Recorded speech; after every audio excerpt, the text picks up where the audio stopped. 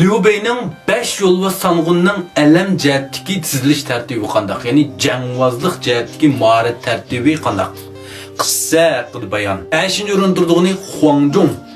Bu Huangzhong qarsaq şəmşərvazlıq cəhətdimi, oxuyayıç, mərgəllik cəhətdimi tən kamalat ketken. Yaşınıb qağını qarmay nəhayət batur, şunam Guayu'lənmi 30 neçə mərtəm uruşalaydı. Hem kon üçparçalıqını kögəllər bilishi mümkün. Liu Bei bir qatımlıq cəngdə bu Huangzhong'ni əsli qeyrib qallar. Bu qatım cəngi bağımsızlar. O bu diye vaqtda Huangzhong işkidan oxuyani mushundaq kirişin tatib sundurub atırgan bir nadir bir görünüş var. Şunda mı? Əmməylə nəyran qıldı. Qeyrğan bilən küçdün qanmağan. Biroq ne bildim gemle yaşqışın olub qaldı. Şunu tililik, çidamçallıq cəhətdə, sezgürlük cəhətdə, inkas cəhətdə qalğan 4 yol vasanğunun keynigi tizildi. 4-cü üründürdüğünü Ma Chao. Ma Chao'nun qarsaq Zhang Fei ilə birlikdə cəng qıldığan nəhayət şiddətli bir cəng var. Bu Zhang Fei ilə uruşqa vaqtda ikisi şundaq şiddətli uruşub ağır kelgan vaqtda Ma Chao elə qarsaq bir ot qazanını ep Zhang Fei'ga etib atıdı. Demek bu işini qandaq vaqt qilishimiz mümkün. Xəxvlə uruşub taz bulanmagan, taz çidimgan küçümüz yetmegen bir vaqtda muşundaq mesela muşuşuyatgan bolsa qo'li kaltaki purduğa iş muşundaq vaqt chiqdi go. Hem Liu Bei bilan Zhuge Liang'ning ikkisining parini qarsaqmı bu yerda Ma Chao Zhang Fei'ni yanganmaydı. Biroq bu ikkisining ko'nglida Ma Chao'ningmi o'limini ko'gisi yo'q. Shunga bu yerda Zhuge Liang bir kichkina bir taktik ishlatib Ma Chao'ni o'ziga el qilib 5 yo'l bosanğının bir siqildi Liu Bei. Shundaq qo'y. 3-cü üründürdüğünü Zhang Fei. Zhang Fei bayağı dedik Ma Chao bilan nəhayət qattiq uruşudu. Onundan başqa jahondagi birinci batır deb nom olgan Liu Bei bilan 2 qatim uda tutuşu var bunun. Shundami? Liu Bei bilan qattiq sig'ishamaydi bu zodi. Aning keyindan Changbanbo'da Cao Cao'nun başlap kelgan 80 bin kişilik qo'shinni 3 qatim chaqmaqdek nar tortib, hammasini qo'rqitib qochirib atadi. Endi dimsim qarsak bu Zhang Fei'ning kuch, qaramlik, baturluq bu cəhətdə həqiqətən bir qaltis yol basanğının bir hesablanır. Chiqqan üründürdüğünü həmməylə yaxdırdığan Zhao Zulong.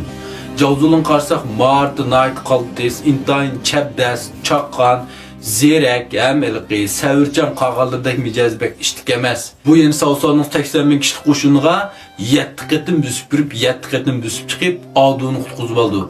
Yine bu Zhao Zulong'ni başqa sarkardalar bilan 27 qatim birga bir tutuşqan, 24 qatim g'alaba qilgan, bir qatim yengilib baqmagan deb ta'riflaydi. Shunga mayli kona, mayli yengish parchalik haqida qissa qarsaqmi, og'ir rolchisin bir qadar kelishgan, nəhayət mijoz xaraktermi nəhayət joyiga bo'lgan. Shunga ko'pincha o'g'illardan tortib qizlargacha bu Zhao Yunga bak qamroq. Shundaq-ku.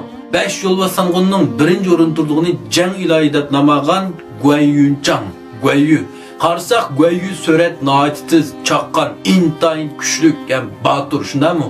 O'ziga nəhayət bak ishindi, o'ziga ishinish darajasi hatto xalqni mansitmaydigan darajaga berib ketgan. Guayuning baturligiga hech kim ko'z yumolmaydi, shundami? Endi bu yerda Guayuni 5 yo'l va sanğunning birinchi o'rin qilgan vaqtda nurg'ullar Zhao Zulong birinchi deb qoyil olmasligi mumkin. Demismi? Sangodagi mushu baturlarniki payg'ambarni qarsak Zhao Yun bu Guayuning oldida. Lekin nemişqi xalqining ko'ngilida bu Guayu jangshin atılib, nemişqi birinchi o'ringa qo'ydi desek, qarsak bu yerda Liu Bei nəhayət baldır o'lib ketdi. Tian Wei'ni nurg'ullar hatto bilmaydi. Zhao Yun nəhayət ko'p janglarga chiqib baqdi deb Liu Bei'ning xos qo'g'diqsi. Faqat mash Guayuning o'zining butun baturligi, qahramonligi, iqtidorini başdan axir to'liq joriy qildira olgan, eng ko'p jangga eng kuchli sarkardalar bilan birga bir urushib chiqqan sarkardan bu Guayu. Masalan, asarning 5-18 taram qo'shini Dongzhouga qarshi chiqqan vaqtda, Dongzhouning 4-batır Huashun kelgan vaqtda hech kim chiqib Vyetnamga vaqtda bu Guayu chiqib, may sovuqcha Huashunni qatl qildi. 5 o'tkaldan o'tkicha 6 sanğunni o'ldirdi. Cao Cao'ning qashirki vaqtda Beymat muasirni bosib Yelliang Wenchulan öldürdü. Guayu yine 500 şemşervaz bilan Changshan aldı. Huangzhongni mag'lub qildi. Liu Bei bilan tutuşib baqqan. Cao Cao'ning Yujing, Pangdela qo'shin boshlab kelganda ularni mag'lub qilgan.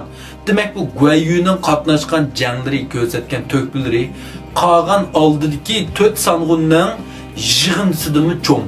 Shuning uchun Guayuni 5 yo'l va sanğunning birinchi o'ringa tuzdik. Daqda ko'pchilik sizlar buning qanday qarasizlar? Bugun men seyr qarab chiqarib qo'ygan 4 klassik asar, 4 tom kitob, 99 ko'y, bir kitap aran 33 koy. Bütkül Şinjan içige kirası haksız.